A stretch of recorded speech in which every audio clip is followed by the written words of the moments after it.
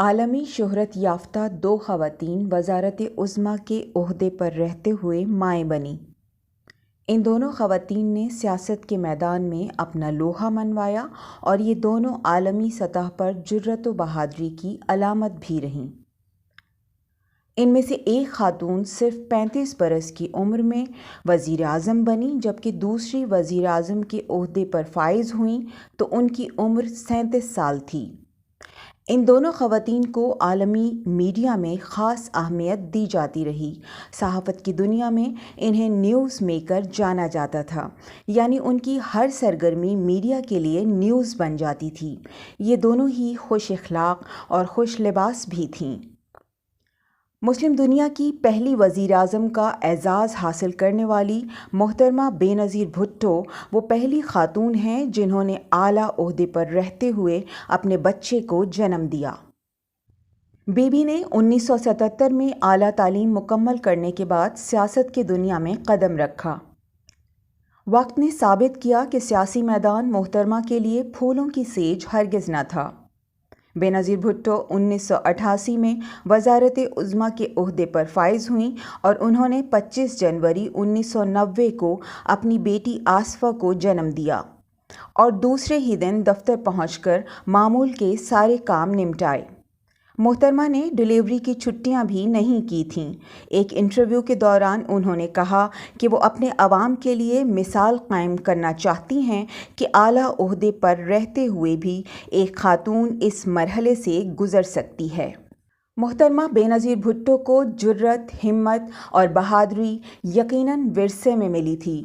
انہوں نے آخری سانس تک صبر کا دامن ہاتھ سے نہ چھوڑا، جمہوریت کی بحالی کے لیے جدوجہد کرتی رہیں اور 27 دسمبر 2007 کو ملک دشمن عناصر کے ہاتھوں شہید ہو گئیں۔ بے نظیر بھٹو 21 جون کو پیدا ہوئی تھیں۔ یہ وہی دن ہے جس تاریخ کو نیوزی لینڈ کی وزیر اعظم جیسنڈا آرڈن نے اپنے بچے کو جنم دیا۔ جیسنڈا آرڈن نے اپنی تعلیم مکمل کرنے کے بعد عملی سیاست میں شمولیت اختیار کی۔ انہوں نے 26 اکتوبر 2017 کو نیوزی لینڈ کی وزیر اعظم کے عہدے کا حلف اٹھایا، جب ان کی عمر 37 برس تھی۔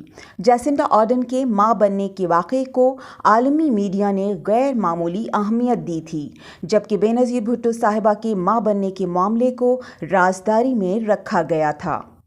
جیسنڈا آرڈن نے بچے کو جنم دینے کے لیے 6 ہفتے زچگی کی چھٹیاں لی تھیں۔ اس دوران وہ اہم امور نمٹاتی رہیں۔ ایک سوال کے جواب میں جیسنڈا آرڈن نے کہا تھا کہ وہ یہ ثابت کرنا چاہتی تھیں کہ اعلیٰ عہدے پر فائز ہونے کے باوجود وہ بچہ جنم دینے کے عمل سے گزر سکتی ہیں۔ جیسنڈا آرڈن کچھ عرصہ پہلے بھی عالمی میڈیا کی توجہ کا مرکز بنی تھیں، جب دہشت گردی کے ایک واقعے میں شہید ہونے والوں کے لواحقین سے ہمدردی کرنے پہنچی تھیں۔